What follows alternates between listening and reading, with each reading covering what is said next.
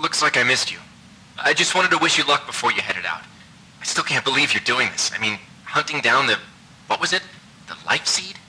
You gotta admit, that sounds crazy. I mean, even if this mythological thing that can shatter worlds or whatever actually exists, what are the chances of you tracking down this ancient relic in the middle of the Rocky Mountains? Listen, I know you want to prove the thing exists. I get that. It's an adventure. Hell, it's your career, but can't you do something normal like the rest of us and just backpack Europe or something? Spend a month in Thailand? But hey, if by some miracle you find this thing and become the most famous archaeologist of all time, beers are on me.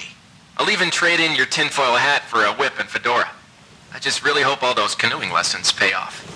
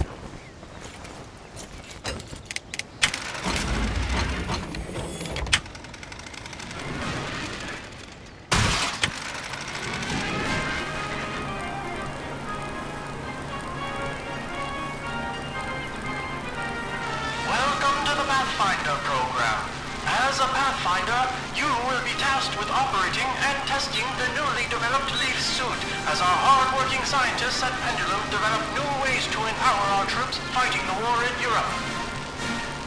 With the power of the Leaf suit, you will be able to perform unimaginable feats.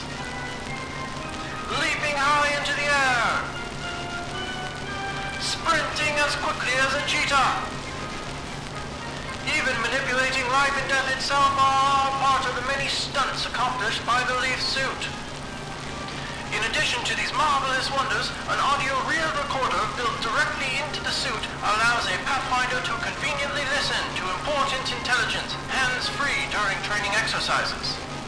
And don't forget to keep an ear out for new upgrades available for your suit, as our scientists continue looking for new ways to improve the fearsome might of the Leaf suit.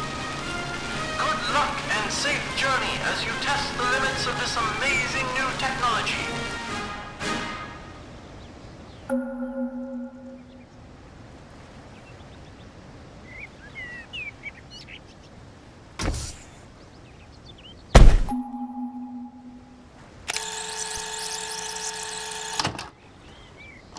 Virginia King, Audio Journal, June 4th, 1941. Shortly after the outbreak of war in Europe, I was enlisted by the Army to study the history of this valley. The mysterious forest sprites seem to be the last living remnants of the long-lost culture that once lived here. A large number of them seem to inhabit the northeast sector of the valley, just past the ruins where the Life Seed, rumored to possess an earth-shattering power, was found. That's as good a place as any to study them.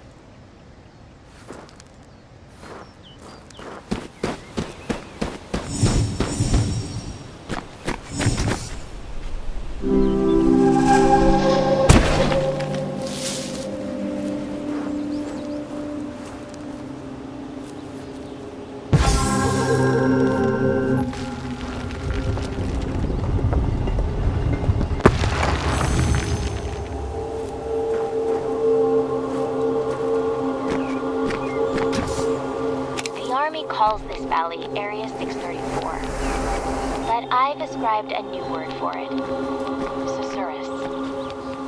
The beauty of that word seems to rival the majesty of this place. I suppose that would make its ancient inhabitants officially known as Surians. To think these ruins have existed here for so long, they predate any known civilization on the continent. They seem to have infused the life energy from trees into their infrastructure, but how?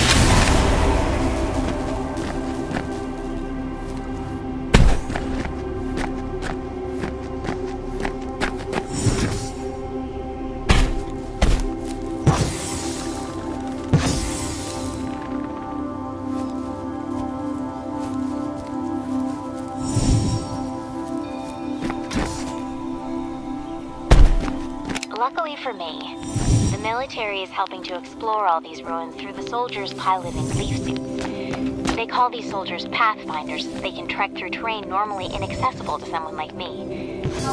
Every guy back home's gonna want to go joyriding in a leaf suit. But until the military's project comes to a close, we're cut off from any contact outside the valley. I guess the world will have to wait just a bit longer to get their hands on these rides.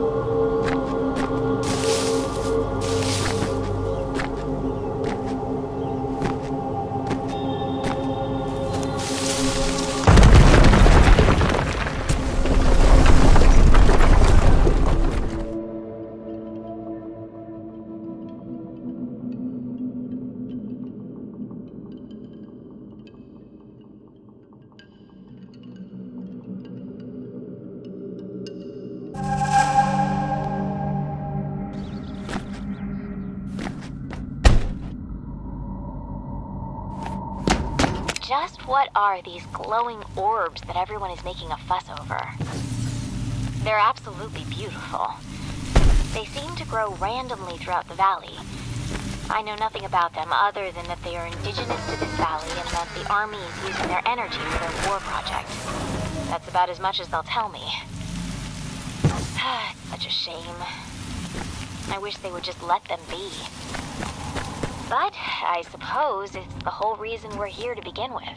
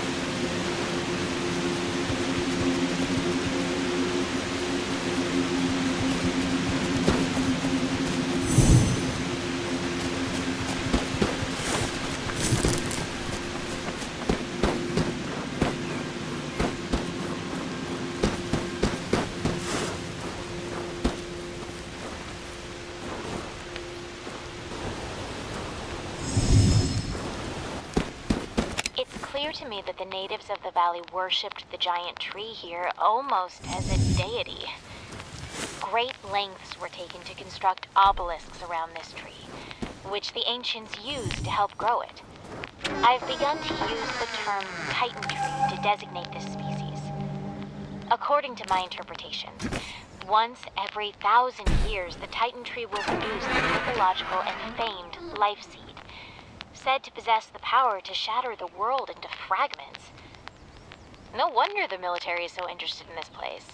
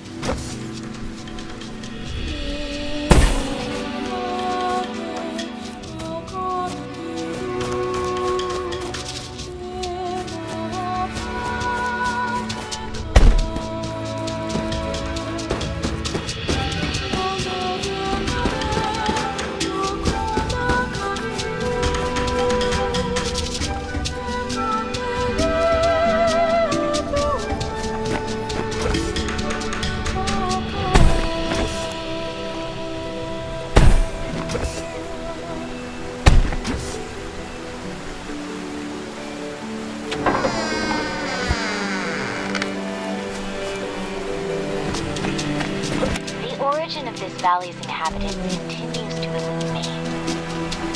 They seem to have coexisted with the mysterious forest sprites.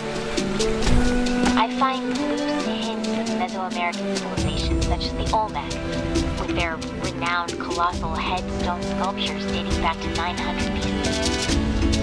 Strangely though, the Olmec civilization was much younger and located no less than 5,000 kilometers away from here.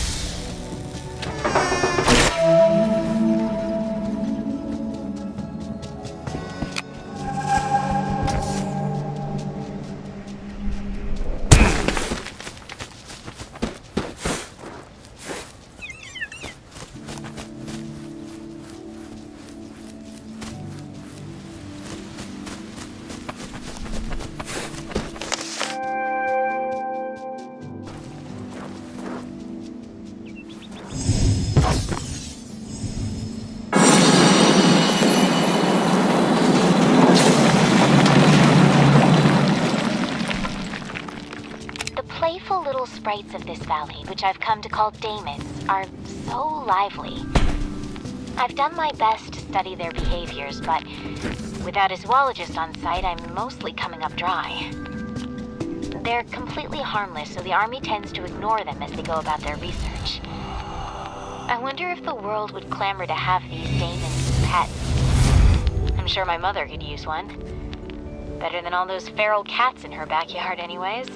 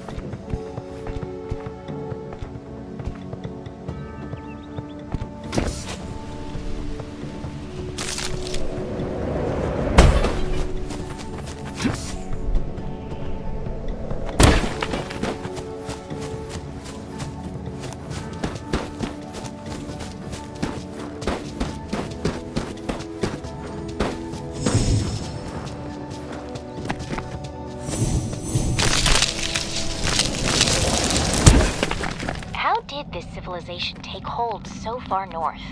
The land here isn't arable, yet the population that lived here was clearly sedentary in nature. This leads me to believe this place was used as a sacred ground. Are these monuments to the mythical cannibal giants of native lore? The Sai Te Ka?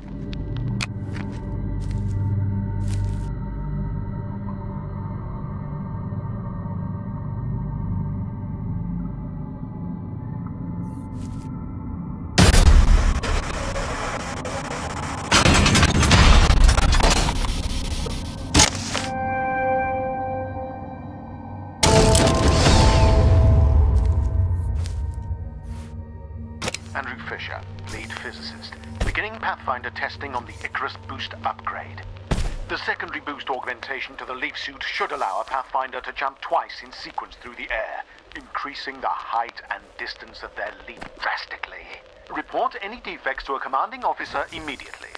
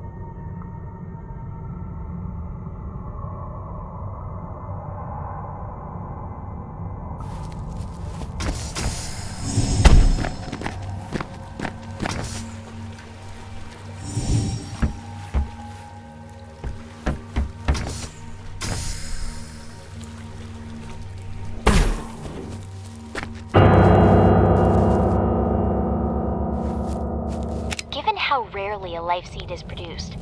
I was so excited when I discovered there was one found in the valley.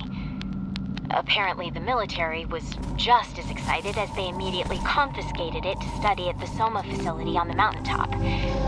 They won't let me anywhere near it.